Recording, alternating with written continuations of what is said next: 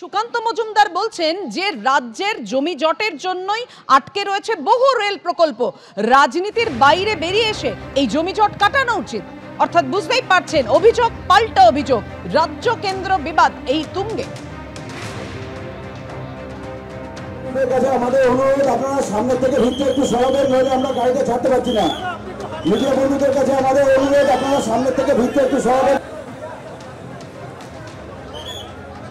প্রচুর জমি জটে আটকে আছে বলে রেল প্রকল্প প্রায় 60-এর বেশি, আমার কাছে যা পুরনো ডেটা আছে 60-61খানা প্রকল্প পশ্চিমবঙ্গে। আমরা সেটাকে কমপ্লিট করতে পারছি না, কমিশন করতে পারছি না রেলের ভাষাতে, শুধুমাত্র জমি পাচ্ছি না বলে। টাকার অভাব নেই, যত টাকা লাগবে রেল তত টাকা দেওয়ার জন্য রাজি আছে। আমরা তাই চাইছি পশ্চিমবঙ্গ সরকার রাজনীতির ঊর্ধ্বে উঠে, কারণ এটা ডেভেলপমেন্ট, রাজ্যের ডেভেলপমেন্ট, এটা আমার ও আপনার বিষয় নয়। লক্ষ লক্ষ কোটি কোটি মানুষের প্রয়োজন, পশ্চিমবঙ্গের 10 কোটি মানুষের প্রয়োজন। এই প্রয়োজনকে মাথায় রেখে রাজনীতির বাইরে এসে জমি জটকে কাটিয়ে জমি দেওয়া উচিত রেলকে। অর্থাৎ জমি জটের জন্যই আটকে রয়েছে বহু রেল প্রকল্প, তাতে রাজ্যের উন্নয়ন ব্যাহত হচ্ছে, এমনটাই অভিযোগ করছেন সুকান্ত মজুমদার। কি বলেছেন দেবাংশু ভট্টাচার্য, দেখুন। আমি তো সুকান্ত বাবু দুটো লাইন শুনে আমার দারুণ লাগলো, যে এতে আমাদেরও কিছু নয়, আসলে রাজ্যের মানুষ উপকৃত হবে, রাজ্যের মানুষকে বঞ্চিত করা উচিত নয়, রাজ্যের মানুষকে দেওয়া উচিত। এই নির্দিষ্ট লাইনটাই তো আমরা বলে আসছি গত 4 বছর ধরে 100 দিনের টাকা নিয়ে। এই নির্দিষ্ট লাইনগুলোই তো আমরা বলে আসছি গত 4 বছর ধরে আবাস যোজনার টাকা নিয়ে। কিন্তু সুকান্ত মজুমদার, শুভেন্দু বাবুরা কি বলছেন, যে আমরা ফোন করলে 10 সেকেন্ডে টাকা রিলিজ করে দেবে, কিন্তু আমরা করতে দেবো না। শুভেন্দু কি বলছে, এটা তো করতে দেবোই না, অর্থ কমিশনের টাকাটাও আটকে দেবো।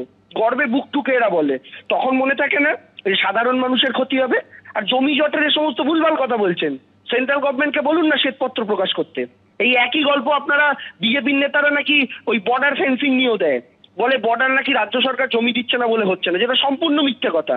আসলে যে আসামও যে কাজ নিয়ে বর্ডারের জমির জন্য বলেছে, আটকেছে বাংলাতেও তাই। কারণ এমন প্রচুর ল্যান্ড আছে যেগুলো বিএসএফ ওই রেস্ট্রিক্ট লাইন অনুযায়ী চাইছে, সেই লাইনগুলো হলে আমাদের ভারতের প্রচুর গ্রাম আছে যেটা বাংলাদেশে চলে যাবে। তাই রাজ্য সরকার বলেছে আগে ল্যান্ড ডিসপিউট ঠিক করুন, তারপরে আমাদের ল্যান্ড দিতে আপত্তি নেই, আমরা ভারতের গ্রামকে বাংলাদেশে চলে যেতে দেবো না।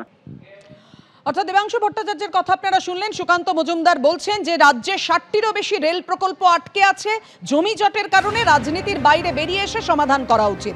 আজকে যে রেলের উদ্বোধন হলো, অর্থাৎ এসি লোকাল ট্রেনের উদ্বোধন হলো আজ, সেই ট্রেনের ছবি এবার রাখবো আপনাদের সামনে। আপনারা জানেন শিয়ালদা থেকে উদ্বোধন হয় শিয়ালদা রানাঘাট এসি লোকালের।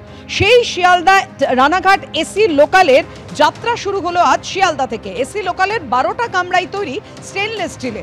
শিয়ালদা থেকে দমদমের ভাড়া 35 টাকা, শিয়ালদা থেকে ব্যারাকপুর যেতে ভাড়া দিতে হবে আপনাকে 60 টাকা, শিয়ালদা থেকে নৈহাটির ভাড়া 90 টাকা, শিয়ালদা থেকে রানাঘাট পর্যন্ত ভাড়া 120 টাকা। প্রত্যেকটি কামরায় এসি থাকবে। ট্রেন চলাকালীন এক কামরা থেকে অন্য কামরায় যেতে পারবেন যাত্রীরা।